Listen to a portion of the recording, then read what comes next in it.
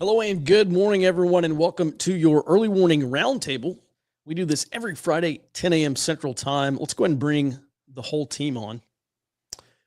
We start every roundtable. We go around the horn here and talk about each analyst's one big thing. What is the one big thing that they're paying attention to that they think you need to know about?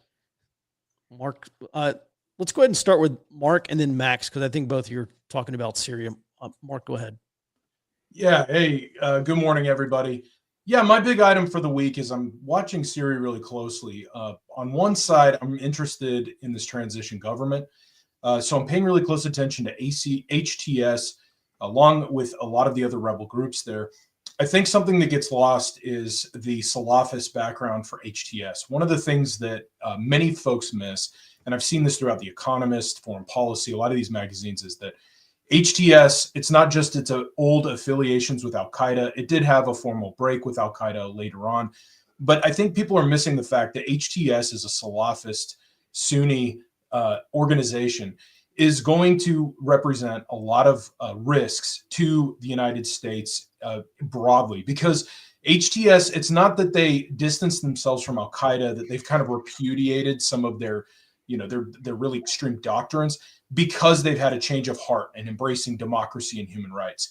Really, it's because during the process of trying to consolidate power over Syria, Jelani made these changes tactically and strategically. So this is more of an example of him consolidating power, of being able to kind of secure the interest for his own group so that they could beat out their competition and take kind of that leading role. And why that's important is because I think people fail to recognize that that the prospect of having an expanded terrorist threat of these Sunni groups is now much higher than it was before.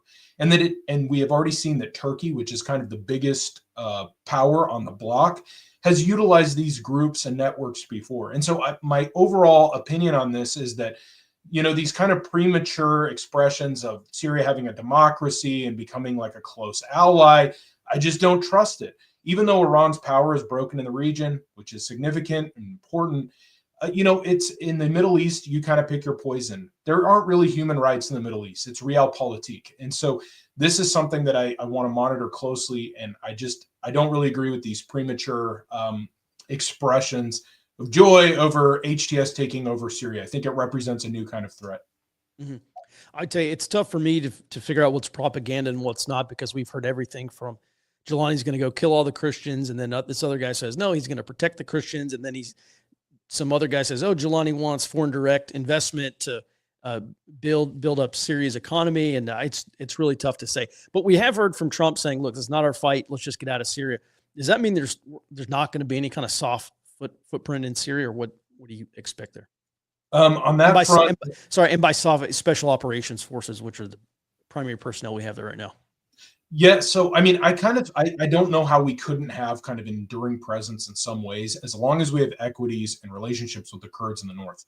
And there's a big question: what's going to happen with the Kurds? So the Kurds are actually pushing, and they're negotiating with HTS right now to have some kind of autonomy over their own area, right? But we already know Turkey does not want that.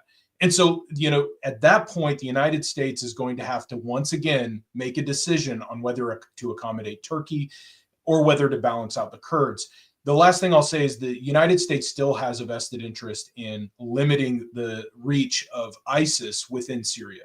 And we've already seen that Jelani has tried to publicly distance himself from the Islamic State, claims to not be working with them. But as far as that is concerned, until there's a big change in policy, we will have a continued enduring presence there. Trump could change that, but it's going to be a little more messy than I think people realize on getting out of there, if that's the plan. Mm-hmm. All right, we're going to come back to that. Max, you're looking at this from the other angle, from the Israeli side. What do you see going on? Right, Mike, and good morning to the viewers. We saw Israel take some preemptive measures to strengthen the buffer zone. They took the buffer zone in Golan Heights. They've basically annexed that now, and that's a de facto demilitarized zone to separate Syria from the Golan Heights, which Israel captured in a prior war with Syria, like 1967. And they've also basically taken out with a number of airstrikes I think 400 or 500 in total, taking out all of the former Syria's military infrastructure, their strategic weapons, their long-range missiles, their entire air force and their navy, all their patrol boats. And so what I'm looking at here is two things. Israel will continue to kind of take up some more of that Syrian territory as a buffer zone as things kind of devolve. And I do think that Mark's assessment here is spot on with HTS. That's a Sunni Salafist extremist fundamentalist group, and it's not really it doesn't really have total control of Syria. There are a lot of offshoot rebel groups that have different parts of Syria, and by Israel basically eliminating a lot of the big military hardware, so HTS does not have access to patrol boats now. Even if they get the old Syrian military, they bring those back. They bring those military officials back in. They don't have the Air Force. They don't have the Navy. They don't have the big military hardware that will give them a distinct advantage over these disparate rebel groups that kind of form this coalition to overthrow Assad. In all of these Middle East power vacuums in the past, we've seen those power vacuums kind of devolve into civil war or some type of significant civil conflict. And I fully expect that to happen. So will Israel take up some more territory to increase that buffer zone? Who knows? And what are the negotiations going to be between the Russians and HTS or whoever's running the country, the new interim government? I mean, that's still, we kind of can see behind the curtain in terms of that agreement exists, but we don't know what the details of that agreement is and how strong it will hold once Syria starts to devolve into this stage of civil conflict or civil war. And, one thing I want to point out and kind of add to what Mark said is that Jelani is instituting Sharia law and the moral police and everything you see in these fundamentalist Sunni governments and everything you saw with ISIS when it took control of Iraq and Syria earlier in the decade. So it's not going to be a whole bed of roses and all happiness like you're seeing in the Western media portraying what's happening in Syria. There's some really rough road ahead, and I'm looking at how the greater powers, regional powers, Israel and Russia and Turkey respond to the incoming civil strife. Mm-hmm. All right, last question here for you both. And as a reminder, go ahead and drop your questions into the chat. We'll get to them at the end of the roundtable here. My last question concerns NATO, Turkey, NATO member. How much strife do you think this is going to cause with European nations when Turkey gets even more involved in Syria? Max or Mark? I see Turkey, yes, it's a NATO member, but it's kind of a NATO member, the bad boy NATO member. It's on the outs. It's not really aligned with the rest of NATO. They have different strategic objectives, and they are Turkey's national objectives. They just don't align with most of the NATO countries. So I see Turkey kind of migrating closer to Russia in the Eastern, what we're calling the Eastern Alliance with the Russia, China, Iran, that whole, lash up there, and a little bit farther away from NATO, maybe even, if things get really bad, making a break out of NATO. Yeah, I agree with Max's assessment. Turkey is kind of the bad boy of NATO, and that there has had to be a lot of accommodation from other NATO members to allow Turkey to kind of keep skirting the line on some of the priorities and standards that NATO tends to purport and hold to. One of the things I think about Turkey, though, is Turkey once at one time was being considered to be a member of the EU, right? And Turkey was also, as being a member of NATO, was being very integrated and pulled towards Europe. That's changed a lot under Erdogan. So Erdogan tends to, from my vantage point, he wants Turkey to be the balance of power, of maintaining the balance of power in its favor in the Middle East. In the past, we saw this contest between the Arab states and with Iran.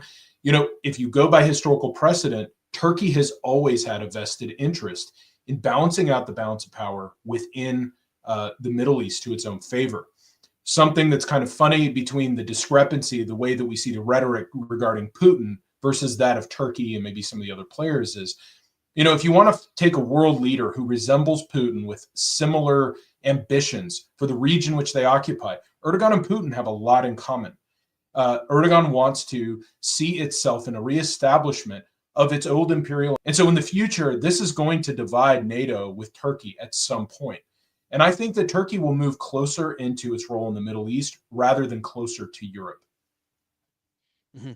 All right, great point. Yeah, lots of questions about how much pressure this is going to put on NATO. Thanks, gents. Let's go ahead and move over to, I know Jared wants to talk about China, but let's bring Robert up.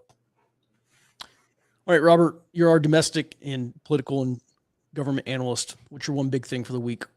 My one big thing is this, cyber deterrence strategy that we talked about today, because I think it was even maybe a year ago where I said on the show that I think that this Chinese intrusion into U.S. networks is much broader and deeper than is being reported. And I think as this Salt Typhoon attack, more news comes out. I think that's proving to be true. In this change in cyber deterrence strategy or cyber strategy for the U.S. is important because prior to now this talk from people like James Lewis Lewis and Vander Velde, the U.S. strategy has been what the Cyber Command called persistent engagement. So the idea was they would go after these hacking groups and try to engage them and keep them from being able to use resources to target U.S. critical infrastructure, supply chains, et cetera.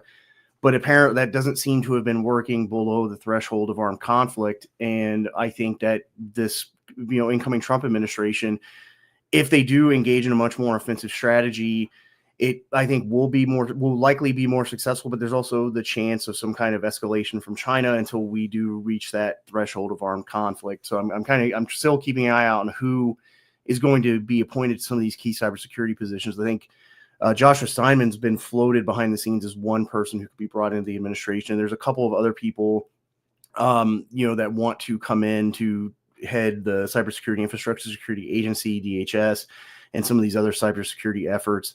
So I'm really interested to see where the Trump administration goes with cybersecurity, because we are, now where they're saying I think 80 ISPs and telecom networks or more than 80 have been compromised since Salt Typhoon started. And apparently this has been ongoing. This specific incident has been ongoing since the beginning of the year.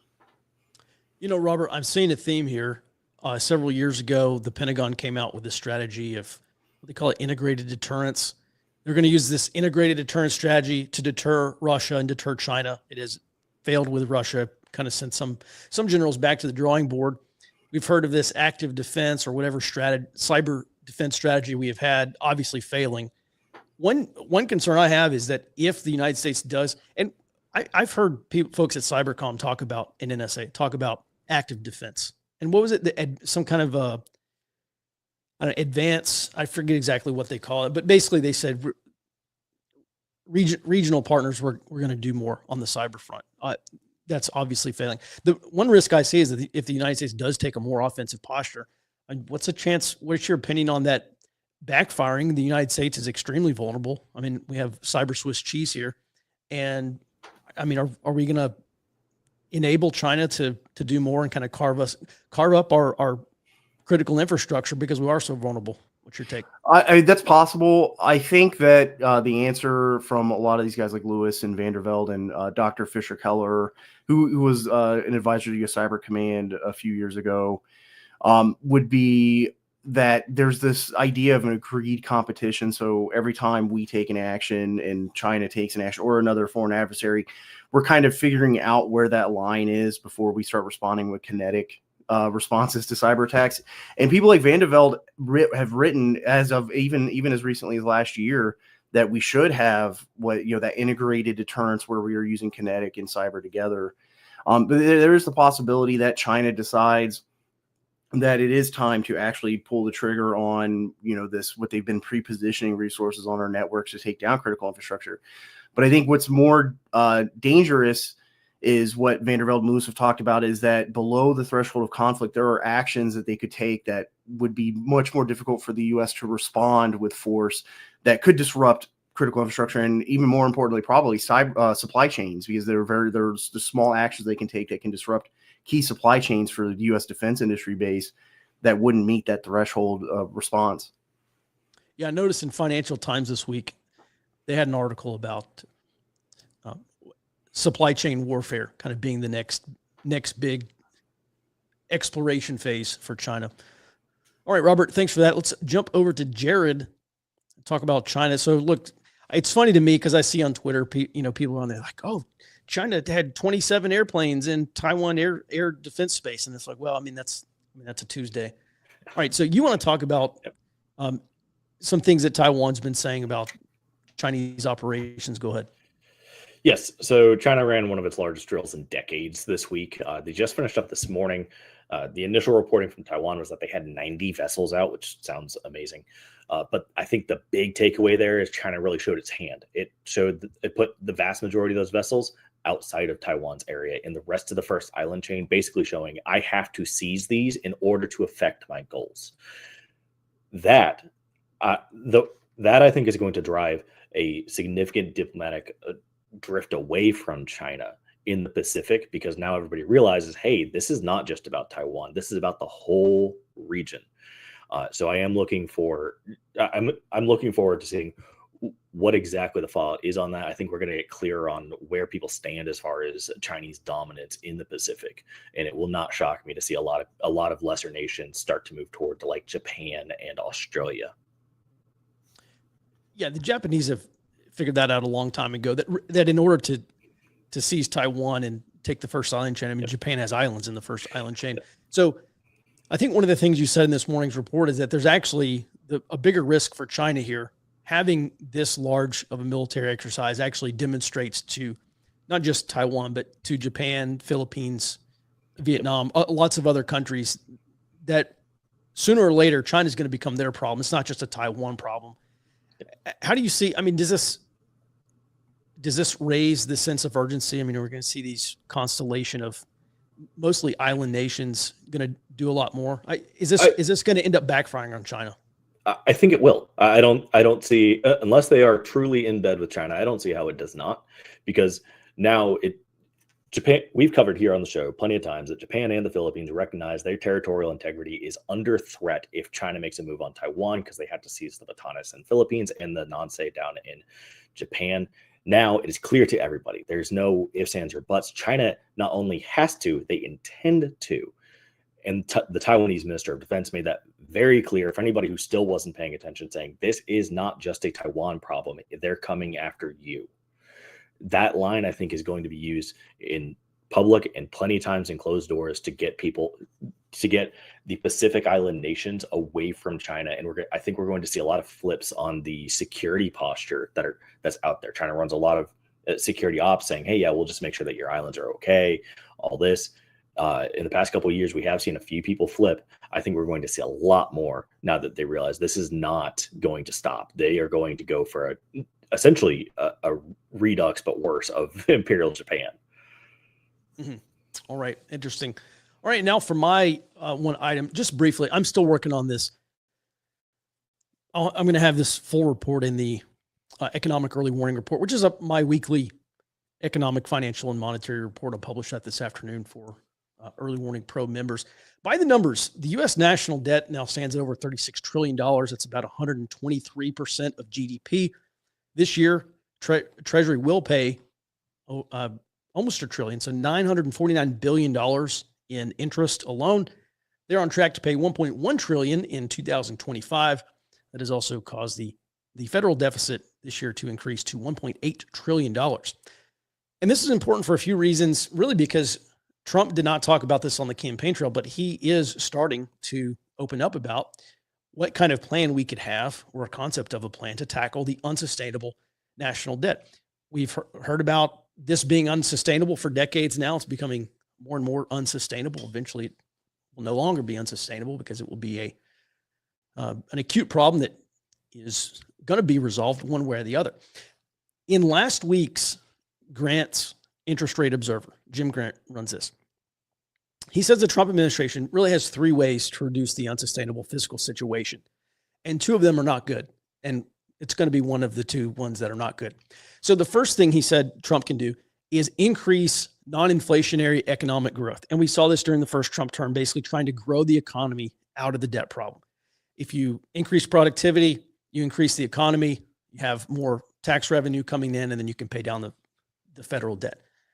That obviously did not happen in either the last two terms or the last several terms. The second way is by dissolving the debt by inflating the dollar. And it's kind of been an assumed course of action here that ultimately the Fed is going to have to run much higher inflation, sustained inflation for long. I mean, we're talking years to a decade or longer in order for the Treasury to eventually pay down. And you just inflate the dollar away out of the debt. And, $36 trillion is a heck of a lot of inflation required to pay that down. And the third way that Jim Grant actually sees it happening is what's called financial repression, which includes a lot of price and rate fixing. So historically, that included price controls. I don't think Trump is going to have price controls, but interest rate manipulation and capital controls, apparently Jim Grant and others think this is the way it's going to happen. So the U.S. actually has a long history of using this financial repression to solve its fiscal problems. We saw this, for one, it was illegal for Americans to own gold after 1933. And I think that lasted until the 70s. Between the early 40s and the early 50s, the Federal Reserve fixed Treasury yields, and they also highly regulated things like bank deposit rates, current international currency movements, consumer borrowing rates, margin lending rates, and other things. And they did a lot of those things from the 30s to the 70s. And so in last week's Interest Rate Observer, Jim Grant cites Russell Napier, and he explains how the People's Bank of China has actually used a form of financial repression to wield more monetary policy power than the Federal Reserve. And it's kind of counterintuitive, but the argument is that the People's Bank of China has done this by holding enough treasuries to push down treasury yields, and then exporting enough cheap products to the United States in order to push down inflation. And he says, China has long manipulated its dollar exchange rate. And so his argument is that China has actually wielded a lot more monetary policy power than the Federal Reserve, which again is counterintuitive, but it makes a lot of sense when you think that through. And Napier says, quote, the decision to manage an exchange rate, and he says, when it's pursued by a large enough country and for a long enough time and results in a prolonged enough surplus, he says that can actually result in the distortion of the monetary policy of the currency, which is targeted. And that's exactly what China has done to the US dollar. So I'm still building out this case, and the full report's going to be in this afternoon's economic early warning report. But that's my big thing this week is what that actually looks like, what Trump and the Fed and the Treasury are going to have to do if they're not going to inflate the dollar out of the debt problem, and they're not going to be able to grow the economy out of the debt problem. They've got to use some of these extraordinary tools. And that's the topic of this week's early warning. All right, Jared, let's bring everyone back on. I think we do have some questions we want to cover. And also if you can put those into the chat. All right, guys, I think we kind of talked about this last week about Syria being kind of Biden's last hurrah. We've had some sideline discussions on this, whether, was CIA behind this, is who's actually driving this. Mark, I think let's open with you and Max here. What actually explains this last push by HTS to take over Syria? Is this just like a well-timed, Biden's last hurrah before he leaves office, or do you think this is organic, or what's actually the big driver here? Yeah, I want to say I'm not confident being able to say that the U.S. is fully behind this. I think that it goes without saying the U.S. has supported some of these rebel groups in the past. I don't know. It might have provided indirect support to HTS, where weapons and money ends up in their hands that originally comes from the United States. I'm not confident saying that HTS, though, is supported by the United States, or that this push was something the United States tried to, kind of inaugurated. The real thing that I can match up is showing that, what happened with Hamas in Gaza, what rolled into Hezbollah, most importantly, Hezbollah has been decimated by Israel, and Hezbollah has provided that assistance to the Syrian government in the past. Many of these proxies worked with and through Syria and with the Assad government. With those being broken over the last 6 months, that has had a significant impact on what's been going on in Syria. It's weakened the government's ability to manage its equities in the region. It's limited their ability to respond to many of these disparate groups that have always had a problem and have been trying to push this government to topple. So I can confidently say we know that. And I also think Turkey exploited a situation in which it saw that Russia, which in 2016 changed the course of the events in Syria, Russia was not able to respond. Iran's not able to respond. Hezbollah is not able to respond. It is an opportunity which they exploited very well. And now Assad's gone. And so I think the United States might be supporting various groups with money and weapons, as they always do, as a standard of U.S. policy to apply pressure to this regime. But then at the same time in Washington, we also have a very pro-Iran policy in which trying to balance out the power in the region by allowing Iran to have more of like a presence on the international stage, trying to bring them in. This is a longstanding Obama policy. There's many indications that Biden has continued some of those policies with Iran. And so all that to say, I just have a hard time believing that the United States is a major driver behind the instability in this region. I think that it played a very minor role. And I think that that's kind of exploding on social media as something that, this is solely the United States. I just don't see it yet. Mm-hmm. Max, same question to you, with the caveat that for the past 10 plus years, we've heard Assad must go. I mean, they put on the State Department building, Assad must go. We've heard this from lots of U.S. officials. Assad must go. Well, Assad's gone. Do you think the United States is behind, in the waning days of the Biden presidency? I mean, do you see the United States behind this? Mike, there's two things I want to point out that follow in line with your question. The first is I don't think Biden is actually in control of the government. I'm not even sure if anyone in his White House is in control of the government. I believe there are competing factions within the foreign policy and intelligence community that, that some are under the pro-Obama agenda of kind of realigning with Iran and the different Shia governments and groups that are in the Middle East. Some are the old school irregular warfare types who are in it and who were indirectly funding a lot of these Sunni Salafist groups in order to overthrow Assad. That's more like the neocon set who started out with the whole idea of overthrowing Assad and kind of, getting that Russian proxy out of the Mediterranean and kind of opening that up for Western foreign investment.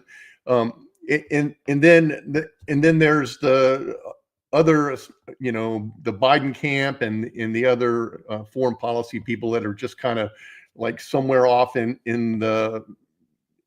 like the Institute of War, somewhere off in left field, who really don't have a good read on things and are like, oh yeah, we're totally for this. This is good. In the State Department's like, oh, let's give $40 million to HTS to help, stability operations in Syria. These are all different. These are all factions with varied interests that are almost competing interests and agendas, and there's nobody riding herd on any of it right now. So is it possible that somebody in one of these factions that have a more direct contact with HTS and some of these other rebel groups that the U.S. has, I'll say been indirectly funding in the past? Yeah, they could have gone in and said, hey, it's now or never, because when President Trump comes in, he's going to pull troops and forces out of Syria. Or it could have been another faction that could have said, hey, listen, we need to fire up some of these groups that we were indirectly supporting in the past and try and make something happen in Syria so we can have a justification to keep troops in place.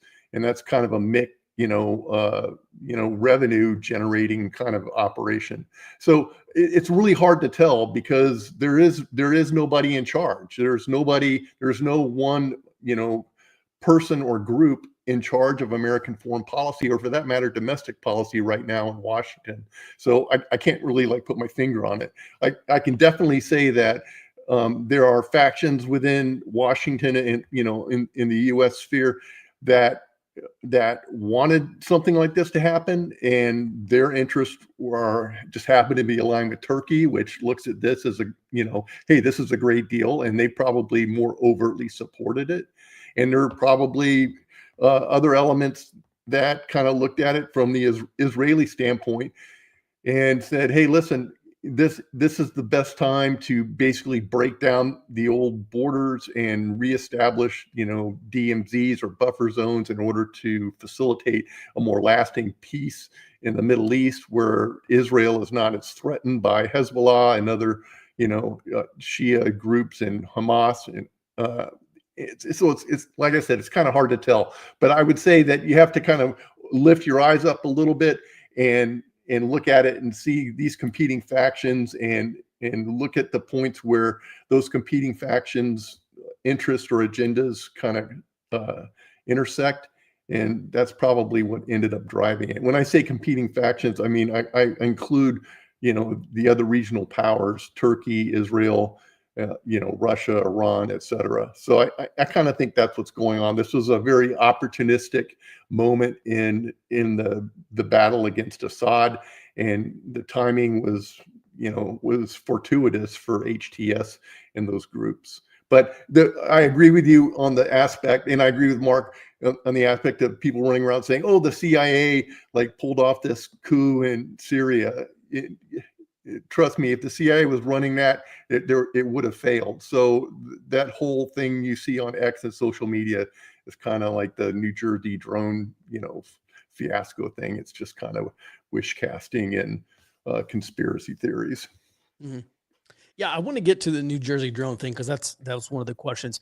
One thing here that greatly concerns me is when we talk about competing factions of the U.S. intelligence community or at CIA or State Department, or whatever.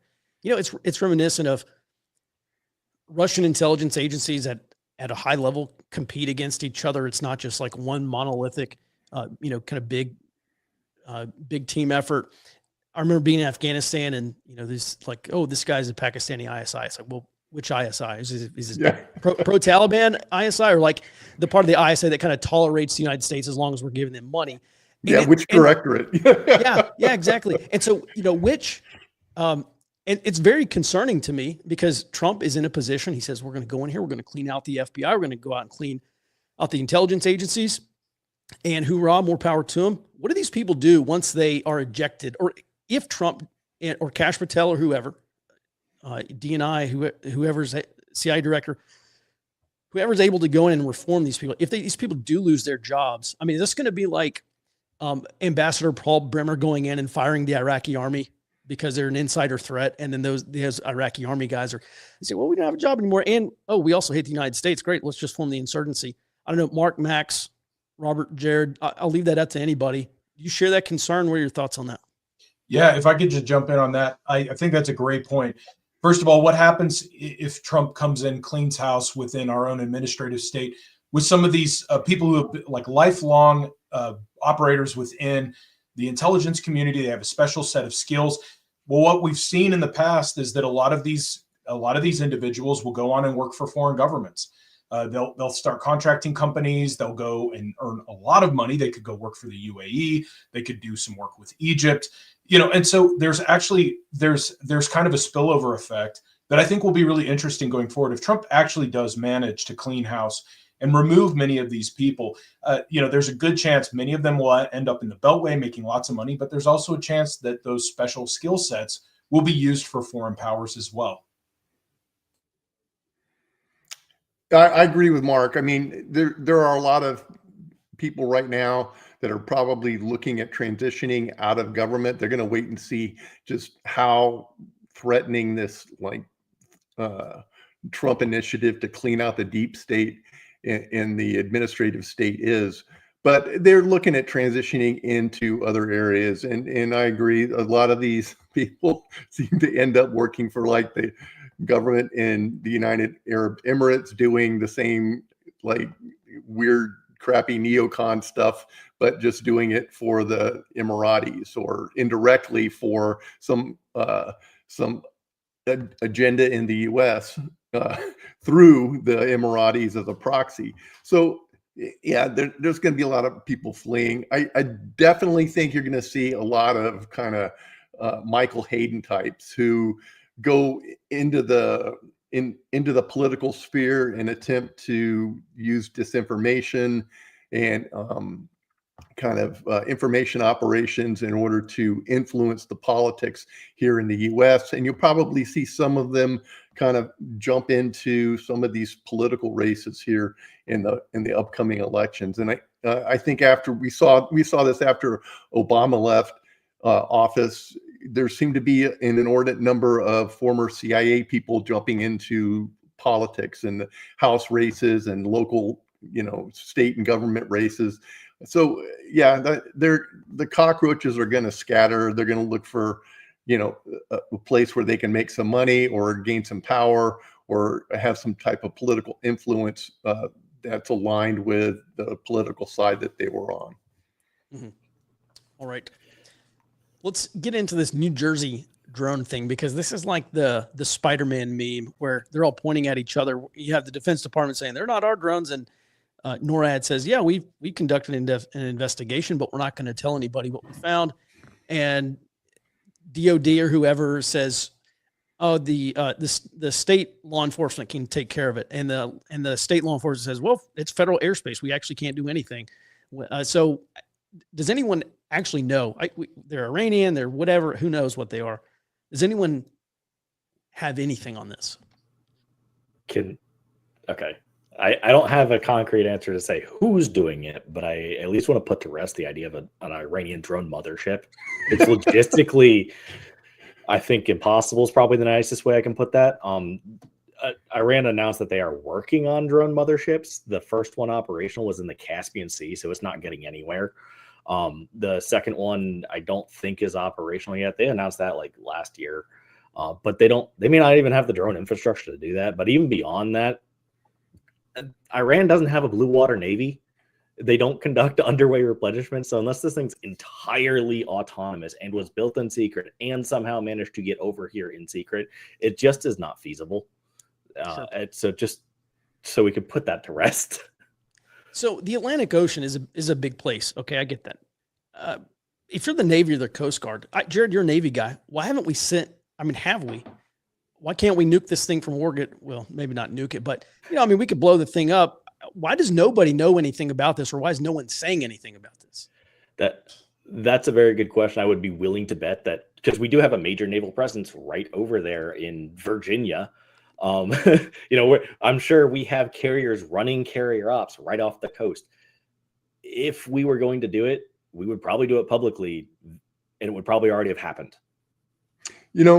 Mike, the Department of Homeland Security has actual technology and infrastructure in order to identify drones by their unique identifier that they broadcast. And all the big drones, I mean, anything above like the size of like a DJI Mini 3 or something like that, they all broadcast that identifier. Even law enforcement drones broadcast that identifier, except during times when they're doing operations where that could compromise, what they're doing. They're like a surveillance operation, or maybe like a pre-assault surveillance thing for, a high-risk warrant, or some type of counterintelligence operation where the drone is surveilling a counterintelligence target. They don't necessarily broadcast those IDs. Because there is technology out there that enables their adversaries to see those drone IDs and to say, oh yes, there's a drone that is right outside my apartment complex or overhead following me in the car, kind of thing. So, but most all the pictures of the drones that you see coming out of New Jersey, they all have their lights on at night, and some of these are clearly airplanes flying in and out of nearby airfields. So I kind of chalk this whole drone thing up to mass hysteria. And yeah, people will say, oh, I have a picture of this quadcopter drone flying along critical infrastructure like power lines and over power plants and other critical facilities. Well, people need to realize that that utility companies use drones frequently to do inspections of their critical infrastructure, like their power lines, gas lines, things like that. It's not unusual to see drones in those areas. It's not unusual to see drones around police departments or federal facilities, because those facilities use those drones for legitimate purposes associated with their specific mission sets. There are drones in use all over America. It's nothing to panic about. Now, the fact that when city leaders or state officials come out to DHS or to the federal government and say, the FAA, and say, hey, where are all these drones? You know, who owns these drones? And they just give them the shoulder shrug. Some of that could be an intentional obfuscation of what's really happening out there in order to push through some type of new laws or regulations which prevent the civilian use of drones, because DHS and some of the other federal law enforcement agencies have been looking to restrict civilian ownership and use of drones, because they fear that, you know, the same way they fear an armed citizenry. They fear that it's kind of a two-way thing, is they don't want citizens to have drone capabilities. And we've already seen that with anti-drone capabilities like DJI's Aeroscope, which was a affordable civilian accessible device, which could basically seize the drones out there and tells you where they are and where the operator is located via GPS. And that was taken off the market. That was forced off the market by pressure from the US government, because they deemed it as being a security problem for their drone operations. They didn't want people to have that capability here in the US. It's the same thing with actual drone operations by civilians. They're not really comfortable with that. So you got to look at the agendas, who's getting paid for what, you know, what does all this drone hysteria, you know, feed into? I mean, who benefits from it? And then, you know, make your decisions from there. But I'm with Jared. There's no like drone mothership off the coast of New Jersey sending drones in. And I would just guess that 99% of the drone sightings out there are either misidentifications of aircraft or legitimate drones used by utility companies and law enforcement and other federal agencies doing legitimate legal stuff. The 1%, yeah, you could chalk that up to, you know, the occasional Chinese guy like we had out at Vandenberg, which, you know, did a drone reconnaissance of Vandenberg after a SpaceX launch or some type of satellite launch out there. Yeah, that's the 1%, but that 1% doesn't make up enough traffic to create this whatever the heck is going on in New Jersey with these people and the drone hysteria. Mm-hmm. I remember about a decade ago, I went over to a friend's house. He was starting a drone company, and he had a DJI drone, and he hooked it up to his computer, and he had, you know, whatever his internet activity displayed. And he noticed that as soon as he hooked the USB plug into the port, it started pinging back to a server. It started like sending packets or information back. And we looked up the IP address, and it was in China. And so this has been known. We've known this. We knew this 10 years ago. And now the House is finally getting around to talking about maybe banning some of these drones. Could some of this hysteria feed into the anti-drone movement? What does anyone expect from the Trump administration, from DHS or FAA, or from the House or the Senate in terms of banning civilian drones? It's kind of an area where we really can't lose ground to China, but on one hand, on the other hand, they do pose a critical security threat. Anybody? I think Max touched on that. If you view drones as part of the Second Amendment, first off, that means that drone warfare is now civilian accessible, and that is horrifying. But as far as I know, and Robert, feel free to correct me on this, common use would be where you actually are. Like, is this protected? If they can get ahead of it, you could feasibly ban it without any kind of repercussions, at least in my layman's mind. Well, I think the problem with the domestic drone industry is that, from what I understand, the FAA requirement for a license to operate above a certain ceiling basically killed domestic drone production and development. So I think it's kind of the idea of banning civilian drone use because it's, you know, these foreign-made drones. It's kind of a double-edged sword, because that's where all this drone development is happening. And even DoD is reliant on parts and even some actual drone use from, manufactured overseas. Maybe the Trump administration, with some of the voices coming out of Silicon Valley that joined the Trump coalition prior to the election, maybe they do push to reverse some of those restrictions that have kind of undermined U.S. drone domestic production. One thing I'll just add to this to kind of provide a little context, we're seeing a discrepancy between how the official reaction to this has been going down. We have lawmakers like the governor of New Jersey. We also have local lawmakers who are saying that they are being briefed by DHS that this could possibly be foreign and that these drones operate in swarms. And then on the other side, official statements from the DHS, the White House now, I think about 10 minutes ago, the White House released a statement saying that they don't have any evidence that these are foreign made, that they're coming from a mothership or any of that. And so what I find really interesting about this is we're seeing a big difference in messaging. Someone could be lying, but it's also possible that we're getting two different stories being put out there. And there might be like kind of a strategic interest involved on what is being fed to the public, what's being fed to lawmakers. Yeah, I agree with Mark. I think we're seeing some lies of omission here in terms of what we're getting out of government officials. And it is to feed their particular agenda. So people need to be smart about it. They need to understand the situation with drones. They're not all, I don't think there's any really armed drones flying around in the US. It's not a threat to you. And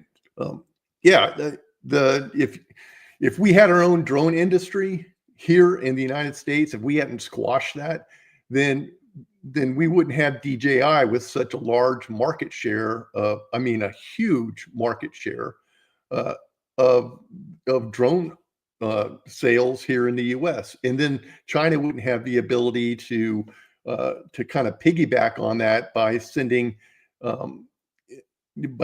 telemetry, by getting telemetry data from those drones and parsing it back in China for whatever national security objective they have back there. So, we kind of shot ourselves in the foot, like Robert was saying, when we kind of forced the U.S. drone industry into submission, and now we're stuck with this problem. Drones are here to stay. They do a lot of valuable tasks for legitimate companies and government agencies, and we're having to rely on foreigners to make our drones for us. This would probably be a good time to look at changing that, particularly if Trump is going to try and reindustrialize America and bring a lot of this manufacturing capability back to the U.S. Mm-hmm. All right. I do want to get everyone's take on the United Healthcare CEO murder last week. Last thing I'll say about drones. Again, 10 years ago, my buddy told me, it's not that the Chinese flying technology is superior to what the United States can produce. He said they put the most advanced gimbal on a decent drone. And he said that's what made China's drones so good. We look at Chinese IP theft, stealing American technology, reverse engineering it, remanufacturing it in China. Realistically, what's to stop 3DR or some of these other companies trying to catch up? And 3DR is I'm pretty sure Texas-based drone company. What's to stop? I guess it's our own IP laws. It just seems like it's obviously a double standard, right? Let's move on to this United CEO. On this morning's early morning briefing, I talked about my take on whether this is a moment or movement.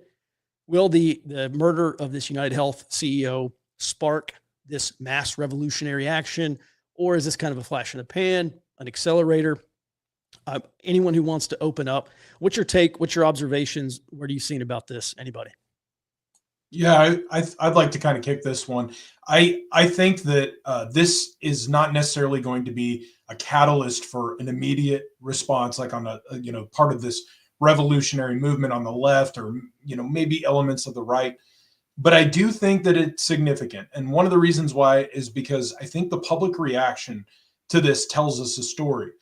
Americans have become a lot more racial conscious in the last 10 to 15 years. This has dominated our attention. It's been a huge part of the culture war in the United States. But there's also an element of like class consciousness that is kind of contrary to the way Americans have always been. And I think that there is something to say for rising inequality. This tends to happen in societies that have issues with inequality. And we've seen a huge growth of inequality in the United States over time.